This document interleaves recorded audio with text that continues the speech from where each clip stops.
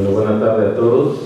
Le damos la bienvenida a la 7ª sesión del seminario Ciudades, Innovación y Medio Ambiente. Y bueno, nos complace en esta ocasión tener a dos conferencistas. Estamos esperando al maestro Joan, que no debe tardar ya en llegar, y al doctor Jaime Uribe, que él va a comenzar esta sesión con la presentación de un tema que es la configuración de la agenda gubernamental para el Estado de Hidalgo. Quiero hacer una breve presentación del doctor.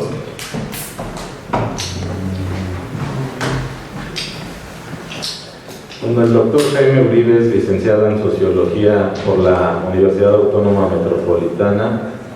Es maestro en Ciencias Sociales por la Facultad Latinoamericana de Ciencias Sociales.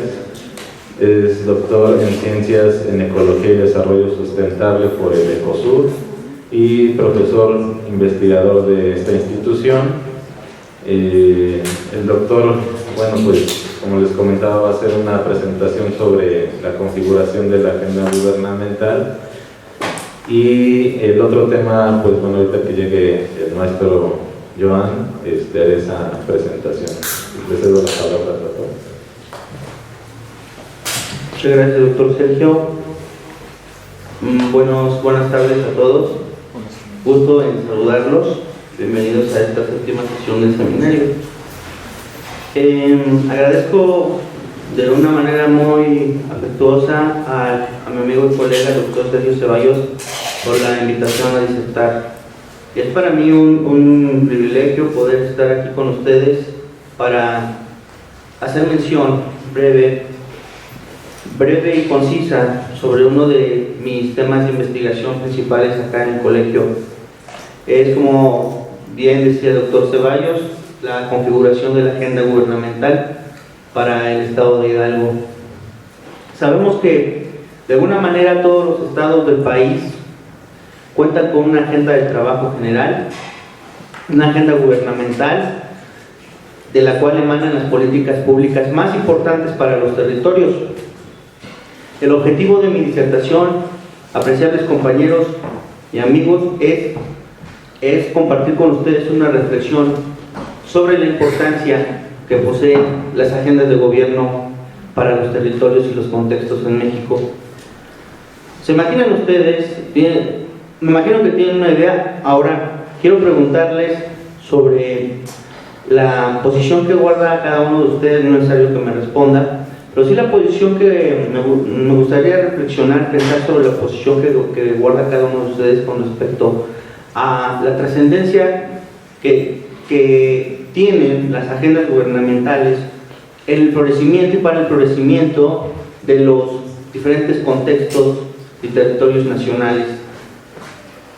¿Cuál es la importancia, cuál es la trascendencia y los fundamentos que dan paso al desarrollo regional en sus diversos matices? Pues bien, quiero citar una reflexión de Aguilar Villanueva, especialista en el tema de las agendas de gobierno y las políticas públicas, sobre el que dice, el autor menciona que la salud de la vida pública, de los contextos de los territorios, depende en buena medida de la configuración de agendas gubernamentales. Al mismo tiempo, Joan Subirats establece que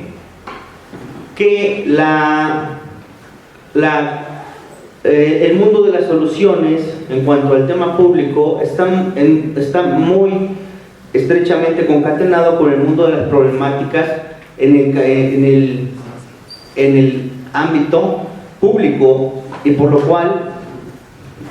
cual las agendas de gobierno son fundamentales en el establecimiento y la constitución de ambos aspectos. Bien, pues así las cosas, compañeros. Por agenda de gobierno nosotros debemos comprender desde la perspectiva de Moreno y de Aguilar Villanueva como al conjunto de temas que son de interés público y gubernamental, frente al conjunto de temas que son de interés ciudadano y del sistema político. Existe una agenda gubernamental por un lado, y por otro lado existe una agenda sistémica.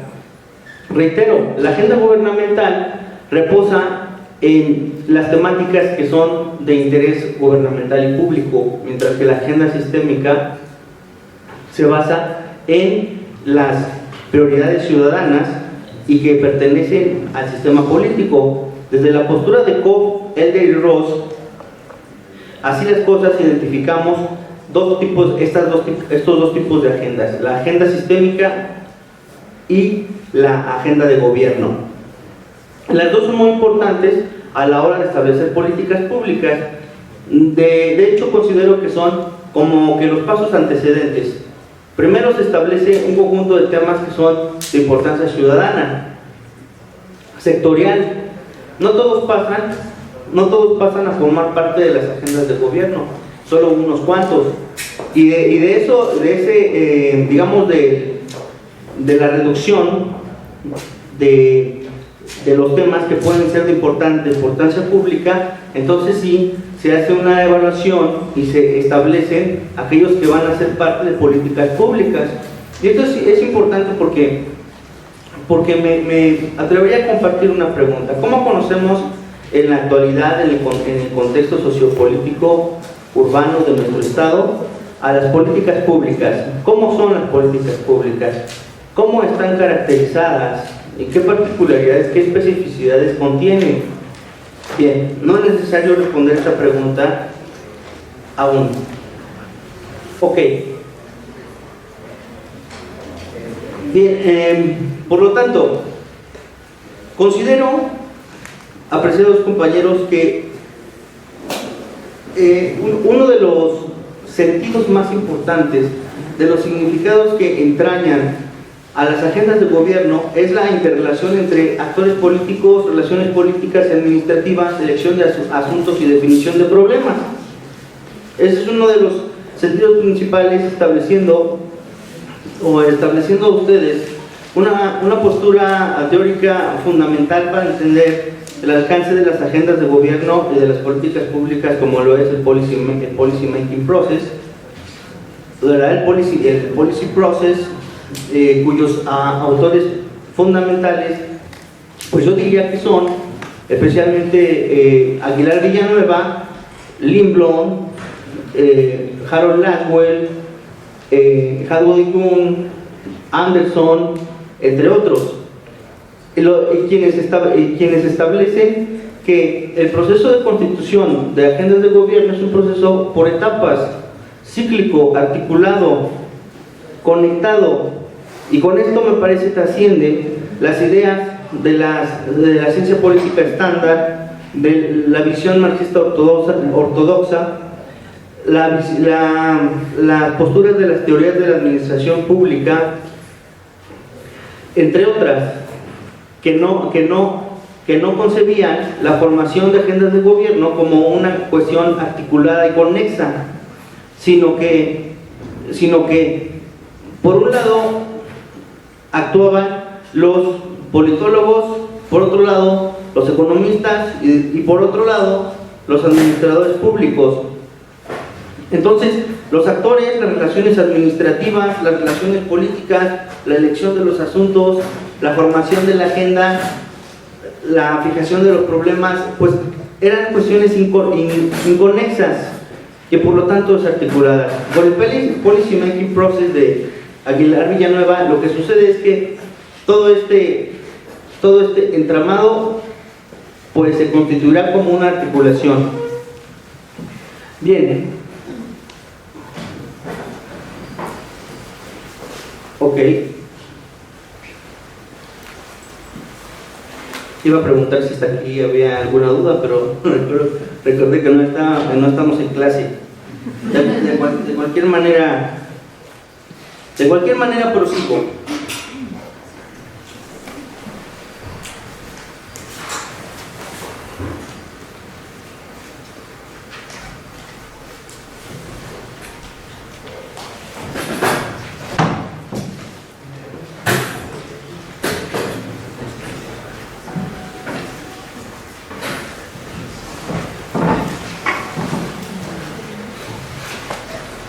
Quiero destacar principalmente dos elementos o fundamentos para la construcción de las agendas de gobierno.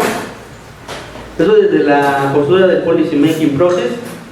¿Qué temas van a ser designados por los gobernantes para ser trabajados como parte de políticas públicas? Y en segundo lugar, ¿cómo van a ser definidos tales problemas? A mí me parece que junto con esta parte que les voy a mostrar, son dos elementos que nos pueden ayudar a comprender el alcance y la importancia de las agendas de gobierno en nuestro estado. ¿Por qué? Porque aquí vienen cuestiones como las siguientes, preguntas necesarias. ¿Qué tipo de actores políticos interactúan en la formación de agendas de gobierno? ¿Cómo se da el proceso de relaciones políticas y administrativas, así como su concatenación? ¿Cuál es el proceso para la elección de asuntos, las prioridades, la selección de acuerdo a prioridades? Y por último, el soporte de las soluciones a las diferentes problemáticas que tienen un estatus importante.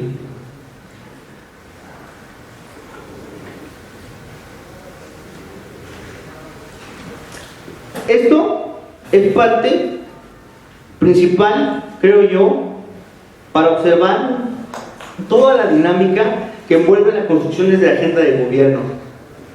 Bien, por lo tanto, uno de los resultados principales al construir agendas gubernamentales es que se desarrolla la capacidad de decisión y de análisis de los problemas que el sector gubernamental concibe como necesarios para resolver. Y en este sentido, el Estado de Hidalgo, por lo menos desde hace unos 30 o 40 años a la fecha, ha verificado una serie de acciones encaminadas a resolver dilemas, tensiones de diferentes tipos. Les voy a presentar algunas. Por ejemplo, la cuestión del abastecimiento del agua, la construcción de la planta de tratamiento de aguas residuales en Atotonilco, ¿verdad? La constitución de un sistema de transporte colectivo masivo, el Tusobús, y algunas que tienen una hondura mucho más específica y que contienen una importancia realmente relevante. Está ante ustedes en la diapositiva la cuestión del posicionamiento económico de las regiones, la atracción de flujos de inversión, la creación de una alianza ciudadana para Hidalgo, esto por parte del sector económico, la conformación de subregiones en unidades vitales, también la desconcentración a diversos niveles, la desconcentración estatal, por ejemplo, en los rubros administrativos, económicos y territoriales. ¿Sí? Se ha tratado con la cuestión de la migración de población masiva de localidades o zonas rurales a zonas urbanas, la dispersión de población indígena o Otomí-Tepehua especialmente, así como se le ha dado un impulso importante al sector manufacturero, ya hablando de la política industrial. Se ha alentado el mercado interno y por supuesto que se ha establecido un importante programa de productividad en el ámbito de los bienes comerciales, así y finalmente como una integración creciente de la manufactura a nivel general en todo el estado. Bien, les presento en esta diapositiva pues la constitución de un túnel emisor. Es un sistema de drenaje que abarca toda la zona metropolitana del Valle de México, no solamente la región del estado de Hidalgo. Cabe mencionar que muchas de estas acciones no solamente se han establecido para la cuestión del estado de Hidalgo, sino que también se conectan con el estado de México y por supuesto con el Distrito Federal, de ahí que abarque la zona metropolitana del Valle de México y en ocasiones el área conurbada. Bien, programas como Yo Soy Hidalguense, por supuesto, se han echado a andar, como ustedes pueden ver en la diapositiva, programa para adultos mayores, el sistema de transporte, como decíamos, el Tusobús, y la creación de un centro de justicia para mujeres en Hidalgo, ahora que está muy de moda, bueno, siempre ha estado de moda las damas, y sobre todo en esta cuestión de su protección, pues también tenemos esta iniciativa. Así, compañeros, pues llega el momento de poder compartir con ustedes algunas cuestiones que yo considero podrían trabajarse para el Estado. Y son las que tienen ustedes ante sus ojos en la diapositiva. Quiero recalcar, si ustedes notan, hablo de particularidades sociodemográficas, hablo bueno, en mi trabajo de construcción de esta exposición, pues también consideraba la cuestión de la percepción de la ciudadanía en torno a los problemas públicos, en torno a los procesos electorales, los índices de competitividad, de volatilidad electoral, entre otras cosas. Y sin embargo, quiero destacar dos puntos: el papel de los actores económicos y la banca privada especulativa de capital que interviene en los proyectos públicos de desarrollo urbano. Y por otro lado, pues un tema que particularmente me interesa porque como parte de mis proyectos de investigación acá en el colegio, creo importante investigar, estudiar la diversificación y transnacionalización de la religión en el Estado, sobre todo la constante emergencia, la constante aparición, cada vez en mayor medida, de credos, grupos y asociaciones no católicas en todo el Estado. Claro, esto vinculado con cómo las agendas de gobierno, cómo la agenda de gobierno del Estado trabaja el tema. Me parece que no hay un tratamiento específico aún, pero tendrá que haber en alguna ocasión tendrá que haber un plan para la integración de estos grupos al espacio urbano, y cómo a través de todo su movimiento, a través de los espacios públicos, pues reconfiguran estos. Los reconfiguran de diferentes maneras, adaptando dinámicas propias de evangelización a las interrelaciones sociales, por ejemplo, en plazas públicas, por ejemplo, en otros espacios públicos, en hospitales, en cárceles, ¿no? Y con esto, digamos, que me parece que es una cuestión que ha sido poco estudiada en el Estado de Hidalgo. Y bueno, pues cómo la agenda del gobierno para el Estado podría trabajar este concepto de la diversificación y transnacionalización de lo religioso, sin mencionar, compañeros, las nuevas expresiones rituales, que es otro tema. Pero bueno, está ahí en el tintero. Pues así las cosas. Finalmente, vean ustedes un esquema final. Lo retomo de Moreno. Como primero, antes de que los temas importantes que interesan al gobierno y que interesan al ámbito público, antes de que lleguen a constituirse en políticas públicas, como primero son parte de una agenda sistémica, ¿verdad? Si pasan los filtros positivos, llegan a establecerse en forma de agenda gubernamental, y de ahí ya hay toda la intención de establecer políticas públicas. Y los filtros negativos pues implica que hay un proceso atrás, un proceso que va para atrás y no pasan a formar parte de agendas de gobierno. Yo diría, de acuerdo a los autores y de acuerdo también a mi postura, que esto es un sistema que es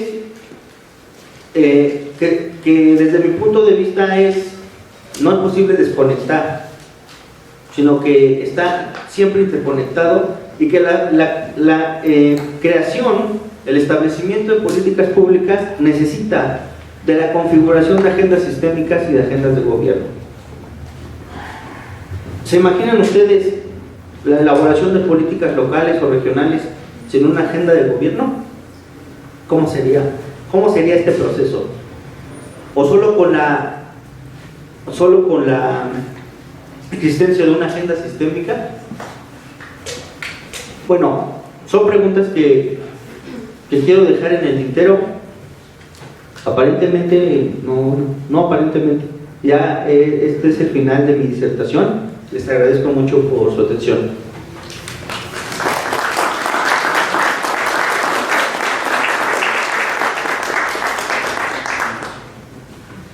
Agradecemos al doctor Jaime Uribe por su presentación. Y bueno, ahora toca el turno del maestro Joan Said Beltrán. Él es egresado de aquí del colegio, ¿verdad? De la maestría en Desarrollo Urbano Sustentable. Voy a hacer una presentación también breve de él. Él es arquitecto del Instituto Tecnológico de Pachuca. Tiene la maestría aquí, como les comentaba, del Colegio del Estado de Hidalgo en Desarrollo Urbano Sustentable. Es miembro del Colegio de Arquitectos.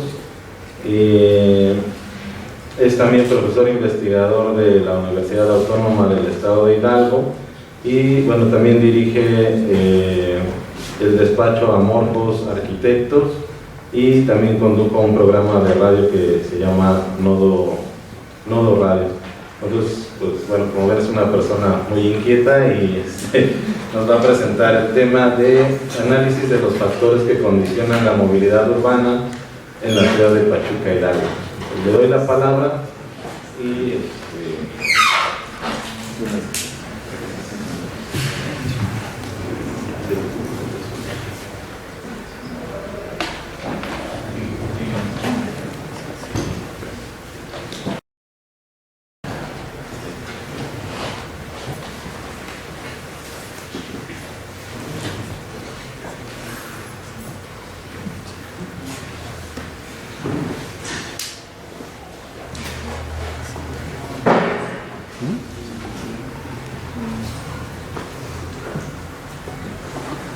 Gracias, doctor. Muchas gracias al Colegio del Estado, del que bien dicen, soy orgullosamente egresado del posgrado.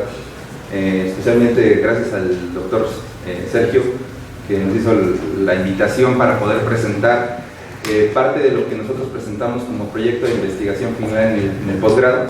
Me da mucho gusto encontrarme con mis profesores, con el doctor César, con el doctor Maximiliano y con muchos otros que seguramente ahorita saludaré. Y la importancia que recabe el aspecto de la movilidad urbana, yo creo que en los últimos tiempos, no solamente en el estado de Hidalgo ni en Pachuca, sino en todo el mundo, es una de las situaciones más trascendentes.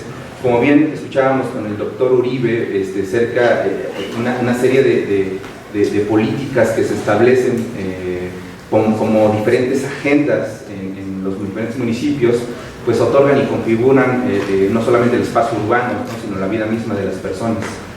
Yo quiero empezar con esto, ¿no? Primero hay que entender que vivimos en un mundo eminentemente urbano. La imagen que ustedes pueden ver ahí son patrones globales de urbanización del año 95 de las Naciones Unidas. Interesante ver cómo se mueve toda esta situación. Si yo cambio y muevo a 2015, pues por supuesto entendemos que nos encontramos con una situación de un crecimiento poblacional en una extensión de territorio determinada, es decir, crece la población, no crece el territorio está determinado. Si entendemos ahora por medio de gráficas, podemos entender un poquito más cuál es nuestra situación, no solamente de las problemáticas que se encuentran las ciudades, sino también los estudios que estos tienen que ver con la implementación de las políticas. La primera es, ustedes pueden ver ahí el cruce de la línea verde, que es la población urbana en un periodo de tiempo, y contra la población rural, pues las tendencias que podemos observar, pues son muchas de las que hoy en día vemos no solamente en los medios de comunicación, sino en muchas de las investigaciones que están presentes en los estados. Evidentemente, considero que esto es un problema urbano. Entonces, tanto posgrados como investigaciones como las que se desarrollan en el colegio son de vital importancia. Una problemática urbana implica esto, ¿no? Esto es el World Cities Report del 2016 acerca de qué es lo que está sucediendo con los entornos urbanos. Aquí quiero recabar específicamente algo. ¿Cuáles son las condiciones que establecen los problemas? Cambio climático, inequidad, inseguridad, exclusión, vivienda informal. Y esas las recalqué porque son algo que yo considero que está relacionado directamente con el tema que les vamos a platicar, que es movilidad urbana o desplazamientos.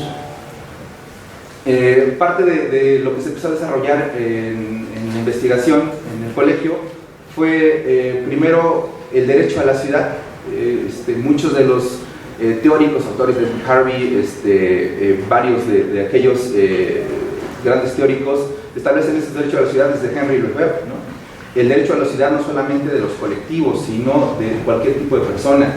Si lo incluimos esto como parte del derecho a la ciudad, como el derecho a la movilidad, y lo tratamos de entender como algo legal, podemos encontrarnos algo tan elemental como la Constitución, ¿no? En el artículo 11, todo hombre tiene derecho a viajar por la República o por su territorio y mudar de residencia, eso es la Constitución. Pero pues yo creo que lo importante para comenzar la discusión es entender primero qué podemos saber sobre movilidad, ¿no? Existen varias definiciones, pero una de las que me parece atinada es esta, ¿no? Es un deseo de desplazarse para satisfacer ciertas necesidades, no solamente recreativas, sino sociales y cualquier otro tipo. El desplazamiento y el deseo son parte fundamental de los elementos del entendimiento de la política de movilidad y por supuesto de los factores de movilidad. Algo que hoy en día debe de entenderse, creo que afortunadamente se está haciendo, es que estos dos términos que parecen relacionados entre sí, relacionados con el aspecto de movilidad, que es conectividad y accesibilidad, no necesariamente son lo mismo. Conectividad, por supuesto, estamos hablando de que dos puntos se conecten, pero posiblemente no son accesibles o no son tan accesibles. Un caso muy claro, ¿no? Posiblemente en la planta alta tengamos conectividad, pero para una persona con alguna discapacidad es poco accesible. Los tipos de movilidad en la que podemos abocarnos, podemos entenderlo en específico como motorizada y no motorizada. Existen teóricos, inclusive activistas, que no les gusta mucho el término no motorizado porque sienten que es encasillarlo. Finalmente nosotros lo retomamos así porque nos parece académicamente que es para lo que nosotros estamos enfocados, algo vital, ¿no? El término motorizado no solamente hablamos de transporte particular, hablamos de transporte de carga, hablamos de transporte público, y el término no motorizado no solamente hablamos de la gente que anda en bicicleta, sino la gente que camina, y la bicicleta no solamente es para recreación, sino para modos de desplazamiento. Existen diferentes clasificaciones.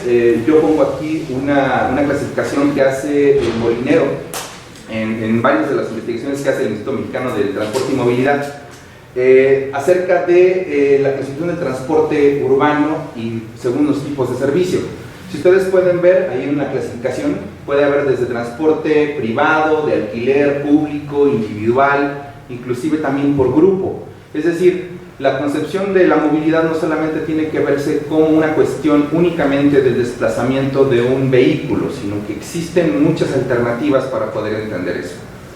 En el desarrollo de la investigación, tanto en algunas actividades aquí dentro del colegio, como algunas que tuvimos la oportunidad en otro lado, establecíamos algo que retomábamos del INCO, del Instituto Mexicano de la Competitividad, y es acerca del índice de motorización.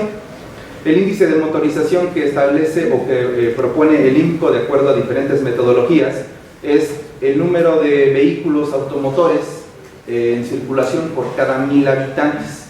Estos datos los arroja el instituto con base en otros estudios, principalmente INEGI, y estadísticas que se generan también del Banco Mundial. Y lo que hicimos dentro de los estudios del colegio fue establecer un índice de motorización de México e Hidalgo, un rango, ¿no? En el periodo 2000-2010, que fue el primer periodo que empezamos a evaluar. Y por supuesto, para poder entender mucho más esto, lo graficamos y mostramos ahí cómo en un periodo de 10 años, pues por supuesto que la comparativa entre la motorización de México e Hidalgo era superior, ¿no? es un primer dato interesante.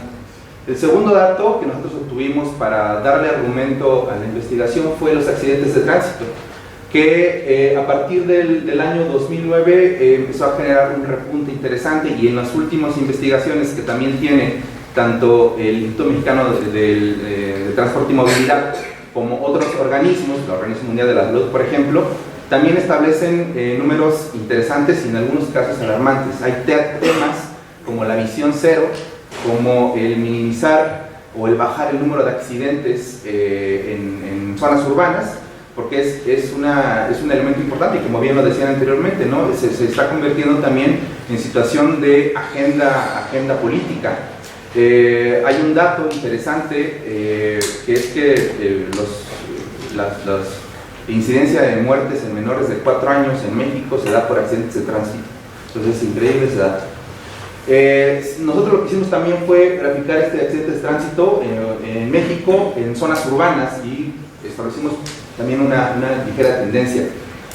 Cuando empezamos a agregarle más variables para entender qué situaciones teníamos, para ver el problema que era establecer una política de movilidad, no solamente como más carreteras o más conexiones, sino también otro tipo de vulnerabilidad, hay datos, ¿no? Datos que arrojan a nivel estatal, como las emisiones de CO2, ¿no? Que son los datos disponibles hasta el momento, de 2 años diferentes, ¿no? En donde se muestra con un aumento en la tasa de motorización, por supuesto se intuye un aumento en el nivel de CO2.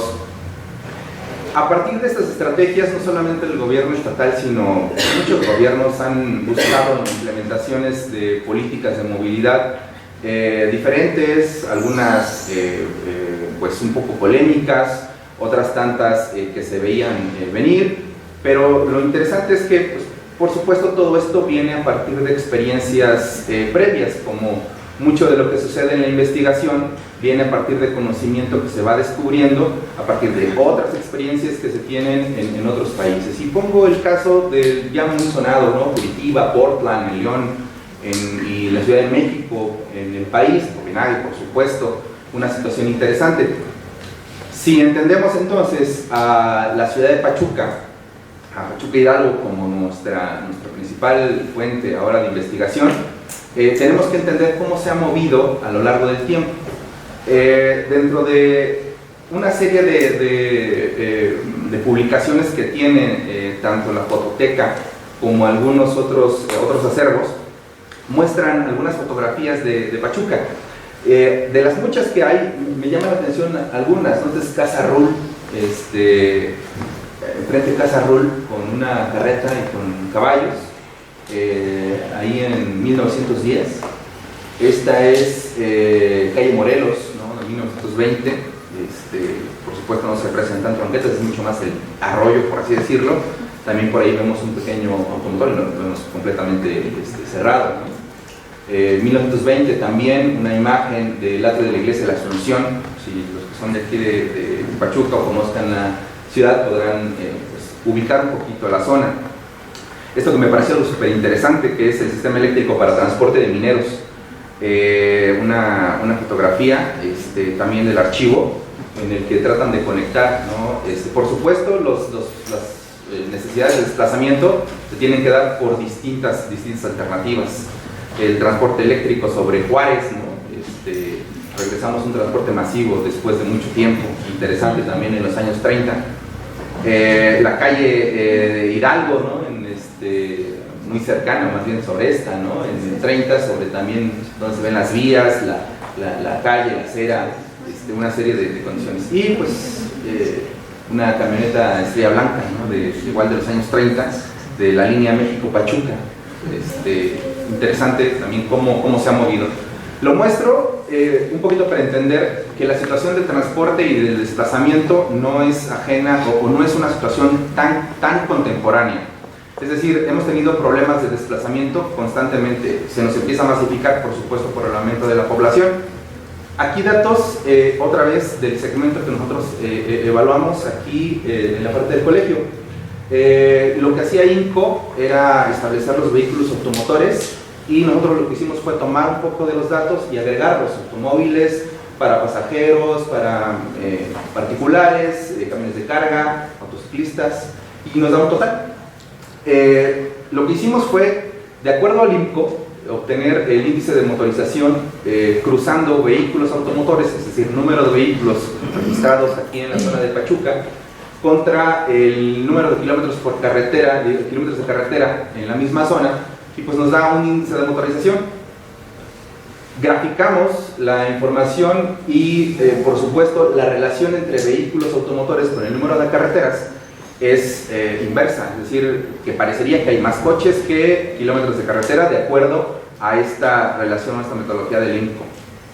El INCO hace algunos años publicó esta tablita, ¿no? Esta tablita que fue uno de los elementos interesantes que empezó a lanzar focos, no solamente a los investigadores, sino también a la sociedad civil. Este dato acerca de algo que llaman congestión vehicular potencial, dice INCO que alguno de los factores que puede incidir en que una ciudad no sea competitiva puede ser si el índice de motorización o de la congestión vehicular es alto. ¿Qué significa? Que haya muchos coches, desincentiva o inhibe muchas de las cosas que tiene la ciudad por mejorar en condiciones de competitividad. Por supuesto, nosotros aparecíamos ahí en los primeros lugares. La Ciudad de México era evidente que aparecería en el primer lugar, y otras de las tantas ciudades. Más allá de que estos números empiezan a moverse con el paso del tiempo, es decir, desde que se publica esto hacia el día de hoy, es interesante ver cómo a partir de estas publicaciones e investigaciones, las diferentes investigaciones empiezan a tomar un cauce interesante. Las acciones de política urbana también empiezan a tomar un cauce interesante. Y es donde empezamos a entender qué situación tiene que ver con la cuestión del transporte público o el transporte no motorizado también. Hay algo que también está relacionado con esto del INCO, que es el ciclo de dependencia del automóvil. Existen autores, por ejemplo, aquí retomo a Todd Littman, que establece un criterio que se llama gestión de la movilidad para México, que es el ciclo de la dependencia del automóvil. Y él establece que puede ser un círculo vicioso, es decir, si nosotros tenemos un automóvil y más automóviles, pues podemos tener la más necesidad de vías. Si le damos más vías, podemos tener más necesidad de automóviles. Es decir, si hay más oferta de calles, va a haber, por supuesto, más automóviles que pueden estar presentes. Por supuesto, no dejan de ser teorías que algunos consideran que están comprobándose. Sin embargo, son modelos que pueden analizarse con mucha profundidad. Este es un dato interesante que obtuvimos, y nos hicieron favor de aportar, que son los viajes por municipio en la zona metropolitana de Pachuca. Eso es parte del proyecto de estudios del tren suburbano que se hizo para la región sur del estado de Hidalgo. Interesante a ver los viajes por persona que ocurren en Pachuca, son 2.5 viajes por persona, es decir, si yo voy de un punto a otro es un viaje, si regreso son 2 viajes, pero este punto 5 me está hablando de hay otras cosas que también consideran. Graficamos los elementos y podemos encontrar ahora ya mucho más segregado, por eso van a ver la variante, el total de viajes hacia Pachuca, que se convierten en una cantidad tremenda de viajes, no solamente a Pachuca, sino también en la zona metropolitana. Interesante ver estos datos, ¿por qué? Porque muchos, inclusive discursos gubernamentales establecen que hay una prioridad en la política urbana para el transporte público, porque la gran mayoría de los desplazamientos que ocurren no solamente en la zona metropolitana de Pachuca, sino también en varias ciudades de México, se da a partir del transporte público y de mecanismos no motorizados. Particularmente en la investigación estuvimos centrados en la movilidad no motorizada, que es movilidad peatonal y movilidad ciclista. Hay algo que nosotros establecíamos desde el principio. Cuando empezamos la investigación y a discutir esto, algunas personas nos hacían retroalimentación y pensaban que nuestra investigación iba para acá, para ese tipo de movilidad ciclista. Sin embargo, en realidad, nuestro tipo de movilidad se debe entender así. Hay muchas personas que utilizan diferentes vías de transporte para poder moverse. No solamente para llegar de un punto a otro, sino también para entender las diferentes situaciones. Explico rápidamente, ahí se dan cuenta, hay una serie de fotografías que hemos tomado a lo largo de este tiempo, donde hay situaciones interesantes dentro de la ciudad, son fotos dentro de la ciudad, que muestran algunas de las personas tomando alternativas de movilidad no motorizada para desplazarse. Finalmente, hay algunos factores que nosotros consideramos ahora en estas recientes investigaciones que condicionan la movilidad. Existen varios autores, suman cada vez más elementos condicionantes en la movilidad. Rescatamos solamente algunos, ¿no? Movilidad de ingreso, edad, género, vivienda y uso de suelo. Lo primero es importante, ¿por qué movilidad de ingreso? Hace un tiempo me preguntaban, ¿qué opinas del sistema masivo de Tusobús? Digo, el sistema me parece excelente, siempre que sea aportación al transporte público debe ser apoyado completamente, ¿no? Lo que sí se me hace complejo entender, y lo veo desde el punto de vista del usuario, es un incentivo. Hay autores que dicen que todos nos movemos a partir de incentivos. Si existe un incentivo que me logre subir al transporte público y que yo pueda dejar el automóvil como política de movilidad, porque no solamente es establecer un transporte, sino desincentivar el uso, generar espacios mucho más amigables, pues por supuesto va a tener cada vez más éxito. Sin embargo, si el incentivo no está ni en la parte económica, es decir, el transporte en total me sale un poco más caro, y tampoco está en cuestión del tiempo, es decir, si el transporte me deja un poquito más de tiempo, pues por supuesto tiene que haber ajustes al modelo. Estas situaciones que inciden en la movilidad, por supuesto, se convierten en un tema de política pública. Si tiene que estar subsidiado el sistema de transporte, si tiene que haber otro tipo de alternativas, si tienen que ajustarse rutas alimentadoras, se tendrán que hacer y la gente tendrá que tomar decisiones. Pero finalmente este es un elemento que hay que entender muy bien y que, como bien lo comentaban hace un rato, son elementos que la sociedad civil está manifestando y que es evidente que se necesitan también evaluar. La siguiente es la movilidad y la edad. Hay una serie de investigaciones también que establecen este desplazamiento que se tiene no solamente en niños, sino en adultos mayores. La movilidad no solamente se da para el trabajo, sino también para la recreación y la escuela. Entonces, si nosotros podemos entender que este tipo de movilidad establece ciertos criterios para la estructura de transporte, pues puede ser cada vez mejor aceptada. Relacionado con movilidad de género, puse ahí un dato de una publicación, establece en Tusobús cambiará de horarios. Quizás como muchos de aquí, utilizo el transporte público de manera convencional.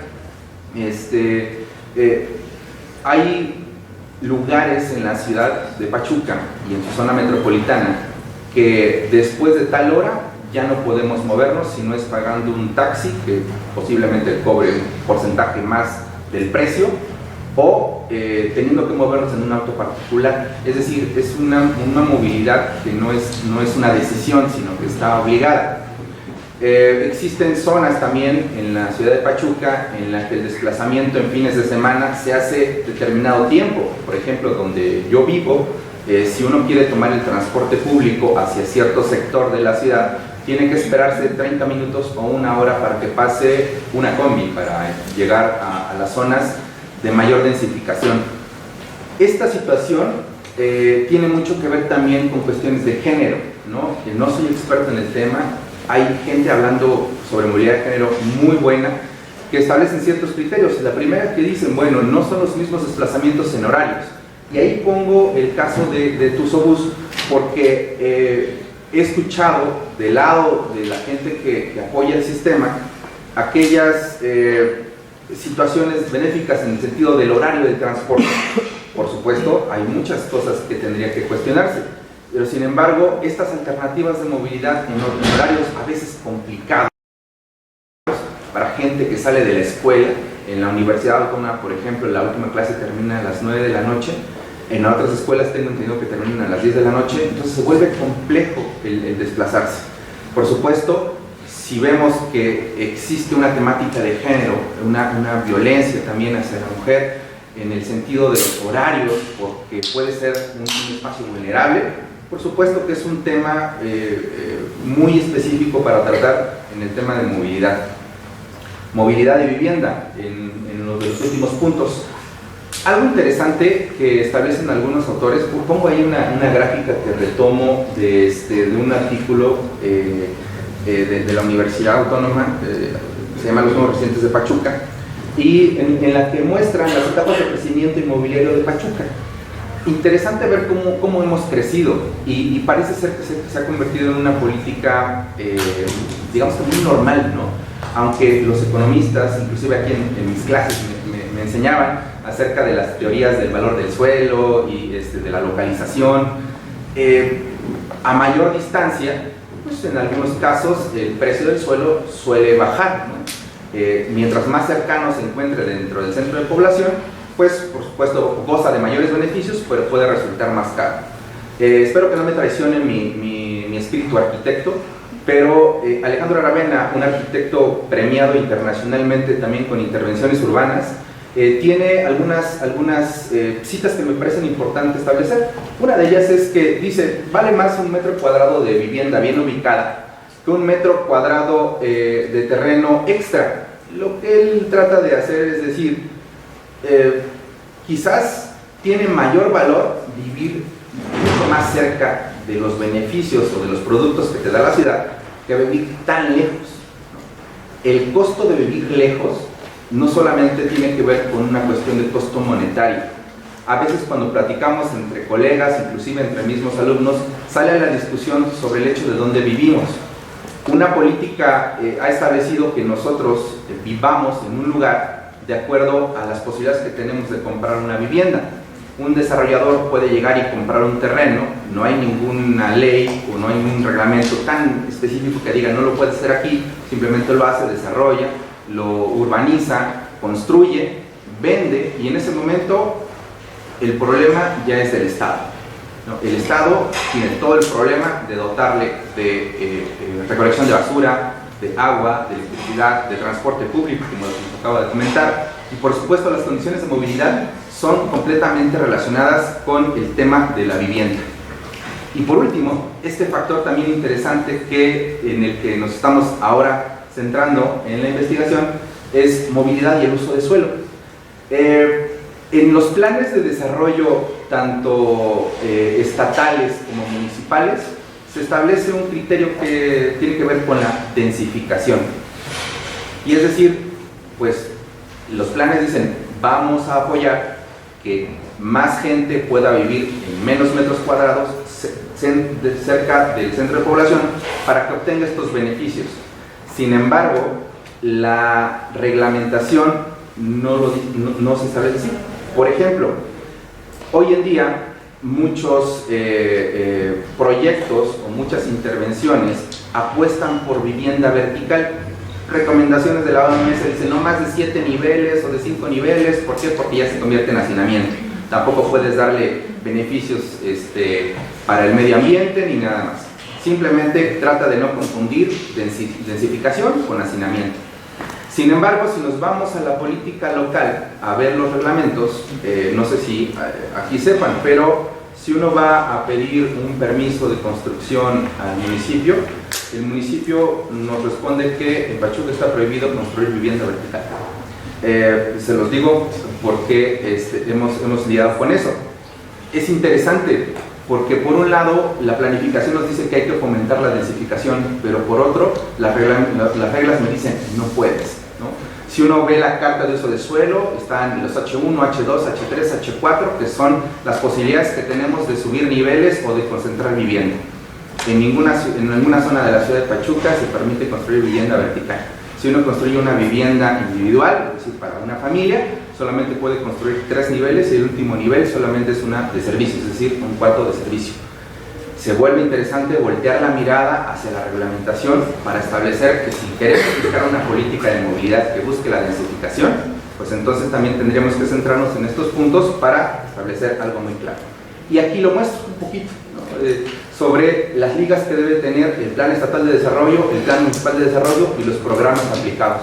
En el caso de la movilidad no motorizada, que es una de las cosas que nos llevó a la investigación, pues descubrimos que mucha de la movilidad en bicicleta, por ejemplo, de los programas que están presentes en los planes, ya en el momento de establecer un programa quedan a cargo solamente de deporte, por ejemplo, ¿no? Entonces se percibe a la movilidad no motorizada como recreación y no como transporte. Nos parece importante que existan mayores investigaciones o mayores puntualizaciones sobre este tema. Lo que hay que buscar, creo yo, también comparto esta idea de muchos de los autores. Este es un gráfico que hace el ITDP, que es una AC que trabaja en temas de movilidad, espacio público. Es eso que llaman la pirámide de movilidad. El reglamento de tránsito de Pachuca lo han alabado muchas personas por convertirse en un reglamento de vanguardia que se modificó hace algunos años. Ese reglamento es de los pocos que establece la política de movilidad, es decir, las estructuras de movilidad le da la prioridad al peatón. Eso nos parece un avance bastante sustancial. Estas son algunas de las dependencias que se consideraban o que considerábamos dentro de la investigación inmersas en la política de movilidad. Tanto Secretaría de Obras Públicas, por supuesto el Instituto Municipal del Deporte, la Secretaría de Desarrollo Humano, la Secretaría del Medio Ambiente y por supuesto la Secretaría de Seguridad, Tránsito y Vialidad, que son elementos que deben estar coordinados. Sabemos que no es fácil la coordinación. Hay investigaciones en el colegio que hablan acerca de la coordinación municipal, intermunicipal o de metropolización, que también establecen que no es tan sencillo.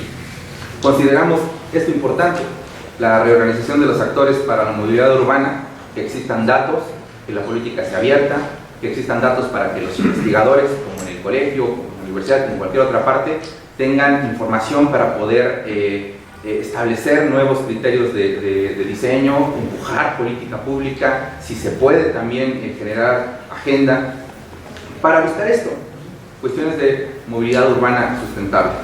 En la mañana que estaba dándole los últimos toques a la presentación, me enfrenté con un dato interesante que quiero compartirles. El Centro de Análisis de Datos para la Salud hace recomendaciones y análisis sobre los metros cuadrados de área verde en todos los municipios de México. Pachuca es el que está enmarcado en rojo. Creo que no salimos tan mal librados, es decir, nos encontramos ahí dentro de las primeras zonas. 34% de los municipios tienen 0% de metros cuadrados de área verde con relación a la zona urbana. Interesante también que si existen políticas de movilidad, de uso de suelo, estén relacionadas con esto. Una gráfica de Pachuca, en el sitio web que pueden ver ahí, se puede jugar un poquito con los datos para ver cómo se va graficando los metros cuadrados que están disponibles. Interesante no perder de vista esto y que pueda servir para futuras investigaciones, inclusive para reforzar algún tipo de política urbana. Para terminar, una última reflexión. Una de las situaciones que observamos al momento de observar la política de movilidad es la compleja relación que existe y la coordinación existente entre los niveles de gobierno. Sabemos que no es sencillo, no es tan sencillo como lo han establecido muchas investigaciones. Todos los días paso por este lugar, es el Boulevard del Minero entre Luis Donaldo Colosio. Es un punto donde los que conozcan Pachuca, está el fraccionamiento Colosio, está la Secretaría de Obras Públicas y está la Casa de la Mujer hidalguense. La Casa de la Mujer está, digamos que, auspiciada o gestionada por el DIF estatal y la Secretaría de Obras Públicas es por el gobierno municipal. A 49 metros de distancia existe una separación entre un paso a nivel peatonal y un puente peatonal. Muchas de las asociaciones han cuestionado este término, no se dice que se hace a propósito. Quizás, me atrevo a comentarlo, es una situación simplemente de necesidad de coordinación. Si existe en un paso, en la foto de abajo pueden ver donde están los coches en blanco, donde está el paso peatonal, y a 49 metros se ve el puente peatonal. Podríamos buscar estrategias que fomenten cuestiones de movilidad y ser mucho más amables con situaciones de actores vulnerables, si también tratamos de identificar esto. Hay diferentes estrategias, ¿no? Una de estas estrategias es establecer algunos criterios de movilidad. Comparto con ustedes parte de lo que asociaciones civiles hacen como la defensa del derecho del peatón, como parte importante de los actores de movilidad y como algo importante que yo creo que más adelante se presentarán a nivel local mayores investigaciones que estén reforzando todas estas ideas. Pues muchísimas gracias por su atención. Gracias, doctor.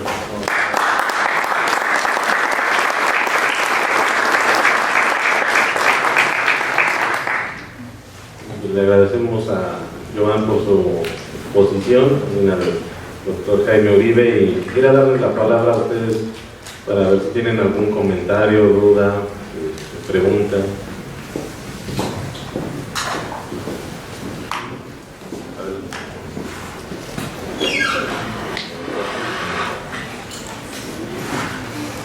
Buenas tardes. Para el maestro, Joan, primero felicitarte, me gustó mucho, fue muy interesante tu exposición, un tema sumamente importante. Me parece muy interesante lo que dices sobre cómo, que no solo es un tema de dónde nos podemos mover, sino de cómo nos imaginamos que nos movemos. En sociología, para analizar políticas públicas, se da lo que se llama construcción social de la realidad. Y el tema es que detrás de las políticas públicas también hay una visión sobre los actores de políticas públicas. Y muchas veces por default se da asentado quién es más importante. Y me parece que lo que está pasando, y de eso quisiera tu opinión, es que es muy claro que en México en general, aunque las políticas públicas en sí digan en los reglamentos y tal que hay prioridad para el transporte público, la verdad es que nuestra mentalidad es más importante los carros, por una cuestión cultural y de estatus. Pues, ¿no? Nadie quiere moverse en bicicleta porque te sientes degradado, ¿no? Es así de sencillo, o sea, todo el mundo quiere andar en carro y si es más grande mejor, y entonces tengo más derechos si traigo carro, me puedo ver uno en la calle todo el tiempo, ¿no? Los que traen carro piensan que tienen que pasar primero de todo, ¿no? Y si no hay los videos de los logros de Ferrari. ¿Cómo generar este cambio? Porque tú ponías el ejemplo de Copenhague y como tú bien decías, eso es una cosa de incentivos y de castigos. Copenhague no solo generó una red de movilidad donde las bicicletas podían transitar al lado de los carros, sino que también hizo, por ejemplo, costoso tener un carro y llevarlo a ciertas partes, porque como bien tú dices, no solo construir un metrobús, sino que estacionarte en el centro de Copenhague es carísimo.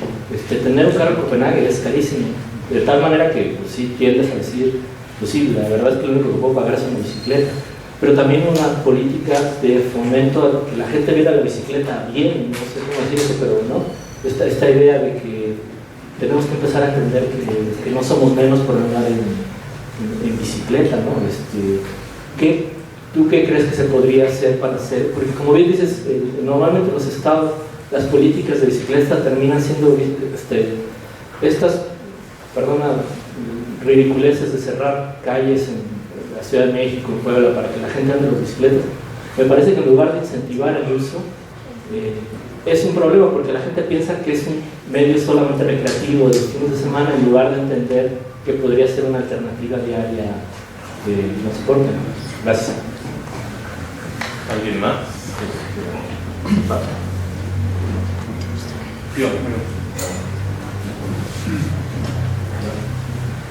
Gracias. Antes que nada, felicitarlos al doctor, muy buena exposición, excelente, al maestro y un contexto para el maestro. Aquí para agradecer un poco tu proyecto en la ciudad de Pachuca, la Secretaría de Planeación hizo un sistema de transporte híbrido de bicicletas que funciona desde el mes de enero. Ya tenía el plan anteriormente. Es un programa nuevo que podría darnos una orientación hacia dónde queremos llegar como políticas públicas. Muy bueno, las bicicletas son de muy bajo costo, costos, no recuerdo, 365 al año, un peso por día, y se usa como un transporte de estación a estación. Está limitado momentáneamente a 7 estaciones, pero si el uso es frecuente, bueno, creo que vamos a hacer un buen sistema de movilidad en la ciudad de Pachuca. Ese era mi comentario. ¿Alguien más?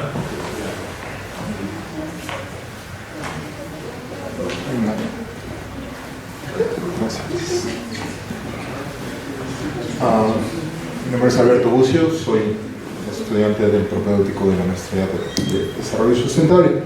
Agradecerle a los dos, al maestro Beltrán.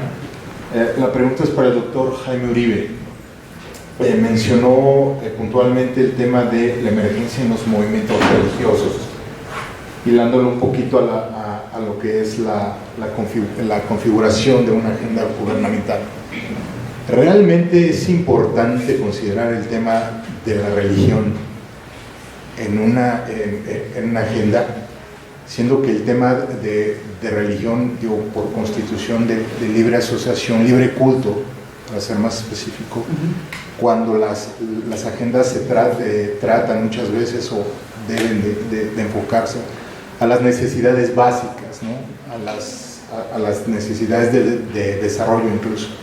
Sí valdrá la pena, sí será muy importante tocar el tema religioso en una agenda estatal. ¿Alguien más quiere? Gracias. Yo muy breve, soy Francisco Andrés, también en el propedéutico de Desarrollo Sustentable. Una pregunta muy sencilla al doctor Beltrán, al maestro Beltrán. Felicidades por la exposición primero. En segundo lugar, hay una discusión muy fuerte sobre la continuidad del proyecto de Autobús. Creo que el plan original de movilidad para Autobús incluye 6 corredores, si mal no recuerdo. ¿Cuál sería su opinión particular sobre continuar o no con el desarrollo de los corredores restantes? Muchas gracias. Bueno, buenas tardes. 2 preguntas para el maestro Iván. La primera es relacionada con el programa o el proyecto Autobús. Una vez escuché a algunos funcionarios que mencionaban, inclusive académicos de la UNAM, que apostaban por este servicio para reordenar lo tan desordenado que están los núcleos habitacionales al interior del estado de Hidalgo. Como tú sabrás, el proyecto va a 5, inclusive hasta 10 años, ¿no? Generar una especie de conectividad tipo telaraña, que es de los más efectivos y correctos, ¿no? Tipo pulpo, ¿no? Como hay una ciudad metropolitana. Bueno, ¿qué opinión te merece esto? A mí me pareció en un momento que lo escuché un poco irracional o subjetivo, descabellado, pero ya viendo la conectividad que va a tener no se me hace tan contrario. Bueno, es una pregunta. La otra es, con esta nueva llegada de una nueva lógica en la administración pública y que se la apuesta por una Secretaría de Movilidad y de Transporte, ¿qué opinión te merece cuando no hay un marco jurídico mínimo para, principalmente para crear políticas públicas de este tipo en el Estado? Gracias.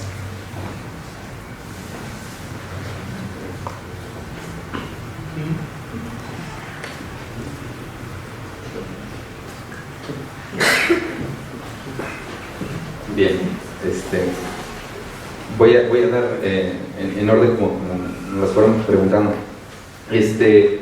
Primero, yo comparto la idea de que los seres humanos nos movemos a partir de los incentivos, y no hablo solamente de movernos, es decir, tomamos decisiones de acuerdo a los incentivos. En el caso de la movilidad urbana, como bien lo decían, en ciudades que se han convertido en éxitos, Portland, Copenhague, comenzaron teniendo serios problemas de transporte, ¿no? Serios problemas de congestionamiento también, y los incentivos comenzaron a ser. Existen algunas discusiones, inclusive hemos tenido pláticas con algunos colegas, hemos escuchado también a algunos panelistas hablar sobre estos incentivos, y lo que digo un poquito, ¿no? Si a una persona le llevas y le dices, tienes que utilizar el transporte público porque es lo mejor para la ciudad, no sé si la naturaleza humana o nuestra conciencia nos lleve a, sí, ok, está bien por la política de movilidad, voy a subir el transporte. Creo que es lo último que pensamos. Pero si el incentivo está desde el punto de vista positivo, que tengo mayor distancia, mayor conectividad, menos tiempo y con un costo accesible, por supuesto lo puedo hacer. Los que vamos en transporte público recordarán pues, que ir en una combi completamente fuera de proporción es muy peligroso, pero a veces tomamos esa decisión por la velocidad. Si de un punto a otro te lleva en menor tiempo, soportas muchas cosas. Tomémoslo desde otro punto de vista. El incentivo tendría que ser al contrario, ¿no? No solamente subir al transporte público por el hecho de que sea rápido, sino porque es accesible en este caso. Sí creo yo que en cuestiones de política de movilidad, y más en política de movilidad no motorizada, las acciones que se toman pueden ir encaminadas o mejoradas a tomar una decisión, a que un usuario tome una decisión. Muchos de los programas que se dicen, ¿no? Por ejemplo, si ustedes alguna vez han visto los primeros programas de socialización y de incentivo de Ecobici en la Ciudad de México, mostraban al usuario de traje. No era porque generaban elitismo, ¿no? Según los objetivos, era por decir cualquier persona lo puede tomar. Ahora, tener un traje no significa ser élite, ¿no? Significaba simplemente ir al trabajo, posiblemente. Muchas de las acciones que se tratan de hacer es tratar de incentivar y cambiar la perspectiva que se tiene. ¿Es complicado? Por supuesto que es complicado. Yo creo que es una situación que no solamente tiene que ver con solamente una secretaría, por ejemplo, ¿no? Sino que tiene que haber muchos sectores. Por eso, cuando observábamos el plan de movilidad no motorizado o el plan de movilidad para la zona metropolitana de Pachuca, pues nos parecía interesante hacer hincapié en estos puntos. La socialización no solamente tiene que decir hay un sistema de transporte nuevo, úsalo, sino también en lograr estos incentivos. Un incentivo, por ejemplo, en la cuestión del espacio, como bien lo decían ahorita, lo tenemos aquí afuera, es un parquímetro. Si bien por algún lado tiene que ser transparente, yo apoyo esa propuesta de que tiene que ser transparente, pero por el otro lado sí creo que ayuda a organizar el espacio urbano. En muchas ocasiones en este espacio que se tiene, pues es aprovechado por todas las personas, por muchas personas en constante movimiento. Esa parte de esta situación de los incentivos. Considero que cuestiones de política de movilidad no motorizada tiene que seguir siendo impulsada no solamente desde una secretaría, sino desde una cantidad de secretarías interesantes. Cuando comenzó, antes de que comenzara el programa Bici Capital, nos hicieron favor de tomar alguna opinión y pues nuestras recomendaciones eran esas, ¿no? Socialízalo con la población, no puede quedarse un proyecto así. Nosotros proponíamos, por ejemplo, que el nombre de Bici Capital se lo pusiera a la gente, no se pusiera el programa, ¿no? Porque quizás son estrategias para apropiarse del sistema. Sin embargo, pues no coincidimos en tiempos, pues ya se tenía el nombre. En el caso de Bici Capital, para tratar de responder la segunda pregunta, nos parece excelente una política que establezca una movilidad no motorizada. Nos parecería fenomenal que estuviera conectado con sistemas de movilidad. Si analizamos la red de ciclovías y la red de Bici Capital, puede ser un excelente, pues más yo lo apoyo, me parece un muy buen programa. Sin embargo, lo que nos hace falta por seguir trabajando es esas estrategias de conexión. Por ejemplo, ¿cómo usamos Bici Capital con Tusobús? ¿Cómo usamos Bici Capital con transporte urbano, transporte público? ¿Cómo no puedo hacer un gran recorrido? ¿Cómo Bici Capital no lo tomo solamente para pasear, sino para desplazarme? Los datos que estará obteniendo Secretaría de Planeación van a ser muy interesantes cuando los vemos publicados, porque ahí nos van a mostrar ciertas tendencias y quizás podamos identificar las zonas donde tenemos que hacer mayores trabajos, ¿no? Pero yo lo que considero es que, por supuesto, es un programa bueno, un poquito diferente el hecho de que sea una bici híbrida, eléctrica, es decir, tiene inconvenientes, pero no es nada que no se pueda solucionar. Darle continuidad al caso de Tusobús, sí, mientras sea transporte público, yo estaré a favor del transporte público. Darle continuidad significa seguir revisándolo, cuestionándolo cuando sea necesario, dándole un visto bueno cuando lo merezca, cuando no a los que nos correspondan, a académicos, a investigadores, a la sociedad civil, a funcionarios, que sea en el momento de decir hay que reorganizar. Ningún sistema fue perfecto. Cuando comenzó Transmilenio fue un horror, ¿no? Imagínense, nosotros somos 500,000 habitantes, ahí estamos hablando de Transmilenio de millones de habitantes, fue completamente un desastre. Pero por supuesto, sistemas que van cada vez mejorando, pues es porque tienen este beneficio y empiezan a mejorar. No es una situación sencilla, ¿por qué? Porque hay una situación interesante en la opinión pública que es una presión y que yo intento ponerme en el lugar de la gente que toma la decisión de sentirse presionado, ¿no? Pero pues, ni modo, es la labor de cada una de las personas. Me parece que se le debe de dar continuidad al caso de Tusobús. Y lo voy a conectar un poquito con las dos últimas preguntas, acerca de reordenar la vivienda, acerca de esta estructura de transporte. Existe un término que se llama desarrollo orientado al transporte. Estas estructuras o esta estrategia de desarrollo orientado al transporte dice, si tradicionalmente construimos la ciudad, habitamos y después le metemos transporte, ¿por qué no intentamos hacerlo al revés? No es así tan sencillo, pero ¿por qué no generamos líneas de transporte o a partir de las estructuras de transporte podemos intentar reorganizar la ciudad? Quizás algo que decía el doctor es acerca de este tema de reordenar la vivienda, tiene que ver con eso, y no solamente hablo de viviendas. El sistema de transporte lo que intenta o está intentando Tusobús, por eso creo que hay que darle el beneficio de que seguir cuestionándolo y apoyándolo cuando sea necesario, es porque no solamente trata de poner un camión en la vía, trata de reestructurar todo un sistema. Los que estén cercanos, inclusive los que conozcan algún concesionario, se darán cuenta cuál es la dinámica, ¿no? El concesionario es un dueño que tiene combis, puede ser uno o varios combis, ¿no? La combi tiene que dar un determinado dinero cada día. Si ustedes se han percatado, cuando la combi llega un minuto tarde, un segundo tarde, le cobran o le quitan vueltas, ¿no? La decisión que toma la persona, el chofer, es ¿qué hago? ¿No acelero? O si acelero y llevo mi dinero, es una decisión que está tomando. Al final, su decisión nos cuesta a todos, pero está orillada por la estructura de transporte en la que viven. Si a esta persona lo limitas, no le pones seguro, no le pones ni siquiera baños para ir a hacer sus necesidades, ¿no? Todo está perfecto para tener un sistema de transporte cuestionable. Mejorarlo no significa cambiar de unidades, podrías capacitar N veces a los choferes, pero el chofer tiene una decisión y traten de verlo como una persona, tiene una familia, un hogar en el que tiene que llevar recursos. Si no hay recursos, pues por supuesto el hogar no se mueve. Él toma una decisión, la decisión es esa y nos afecta a todos, por supuesto.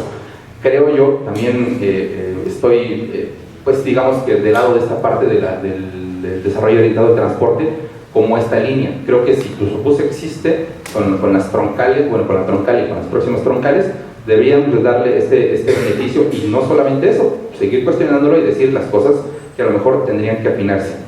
Y por último, en la parte de la Secretaría de Movilidad en la que se crea, primero me parece importante que se tome el hecho de cambiar el nombre a Secretaría de Movilidad, pues porque se entiende que hay algo que poner de realidad o de importancia en esta Secretaría.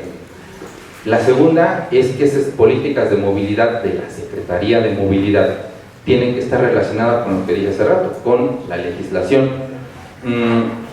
Entiendo también que es una secretaría naciente, que es una secretaría que comparado con otras secretarías es de reciente creación, que tiene que seguir afinando detalles.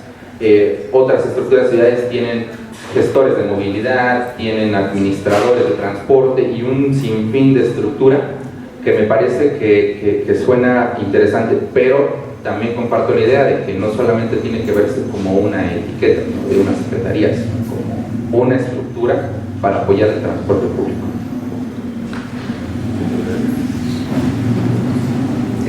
Muy interesante tu pregunta, compañero, muy pertinente además, porque yo te responderé con lo siguiente. El crecimiento, el asunto no es que existan grupos religiosos no católicos dentro de la ciudad de Pachuca, por decirte una cosa.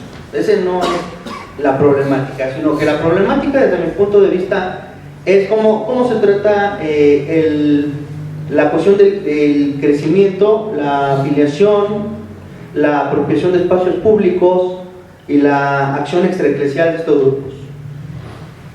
Por lo cual, la adhesión o el tratamiento de la agenda de gobierno va a depender del conjunto de cambios sociourbanos que se presenten en unos años.